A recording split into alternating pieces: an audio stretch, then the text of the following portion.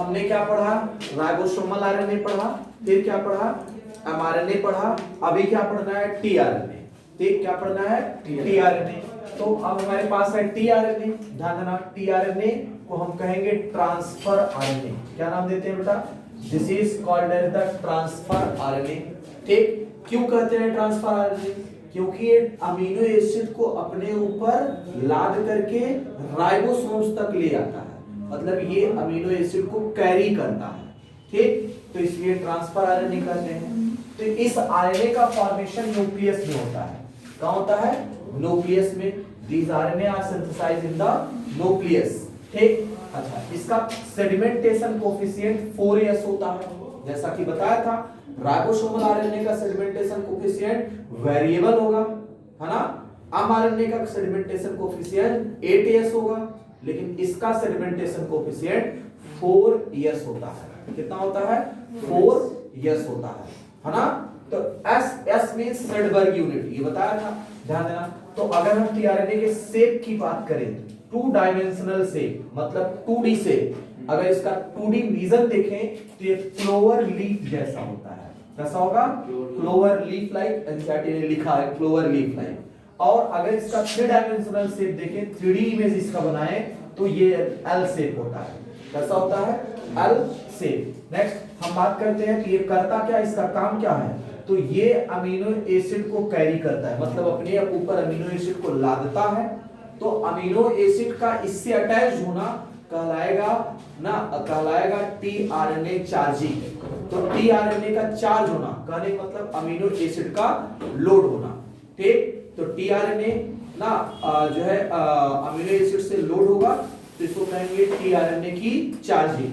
आगे चल के अभी ट्रांसक्रिप्शन और ट्रांसलेशन पढ़ाना शुरू करेंगे, तब वहां पे चार्जिंग आपको सिखाएंगे। चला ध्यान देना। तो टीआरएनए के टोटल 3 लूप होते हैं, तो इसके अंदर 3 लूप पाए जाते हैं। एक होता है डीएचयू लूप, दूसरा होता है एंटीकोडॉन लूप, तीसरा होता है टी एंड साइड लूप। तो टीआरएनए या पार्शियल डबल स्ट्रैंडेड होता है। कैसा होगा, पार्शियल डबल स्ट्रैंडेड। ये टीआरएनए का डायग्राम है, तो ध्यान देना, ये डबल स्ट्रैंडेड नहीं होता है, पार्शियल डबल स्ट्रैंडेड होता है। डबल स्ट्रैंडेड जैसा दिखता है। ठीक, तो जरा ध्यान देना।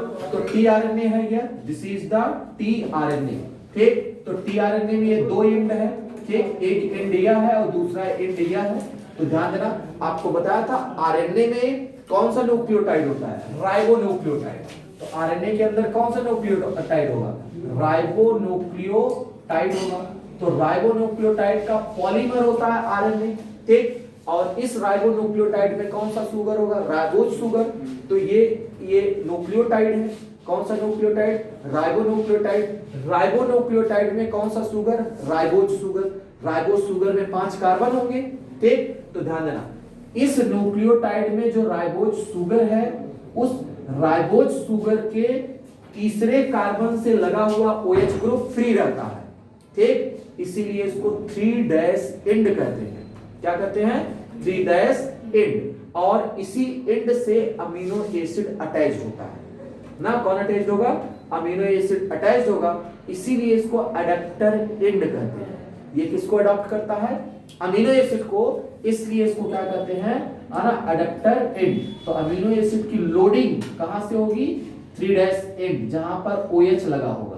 ठीक, अच्छा, इस एंड को 5' एंड कहते हैं। क्यों कहते हैं, क्योंकि इस न्यूक्लियोटाइड में जो शुगर है, उस शुगर का जो 5वां कार्बन है, उस 5वें कार्बन से लगा हुआ फॉस्फेट फ्री है, इससे कुछ जुड़ा नहीं है, इसलिए 5' एंड कहते हैं। क्या कहते हैं, 5' एंड। तो इसमें 3 लूप होते हैं, 1, 2 और 3। तो इस लूप का नाम होता है ना, डीएचयू लूप। इसमें 3 न्यूक्लियोटाइड होते हैं, कितने, 3 राइबोन्यूक्लियोटाइड, 1, 2, 3। तो इसको डीएचयू कहते हैं। इसका पूरा नाम होता है डाइहाइड्रोयूरिडेन। क्या नाम होगा, डाइहाइड्रोयूरिडेन। इसके अंदर एक एंजाइम होगा जिसका नाम होगा अमीनो एसाइल, है ना, अमीनो एसाइल सिंथेटेज, है ना। अमीनो एसाइल सिंथेटेज नाम का एंजाइम पाया जाता है।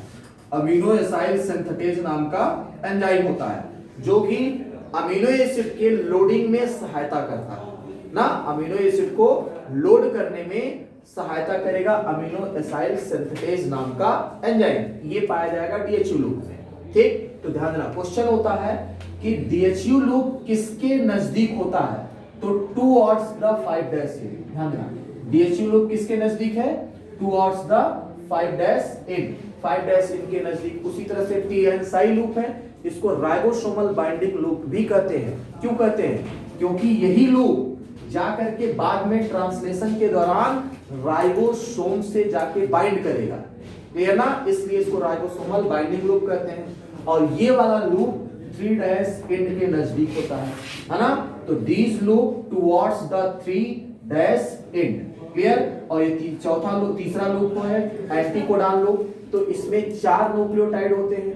ठीक, तो जानना एंटीकोडान लूप में एंटीकोडान होते हैं, क्या होते हैं, एंटीकोडान लगे होते हैं। किसका एंटीकोडान, इस अमीनो एसिड का। ध्यान देना यहाँ पे जो अमीनो एसिड बाइंड करेगा उसका एंटीकोडान इस पे लगा होगा।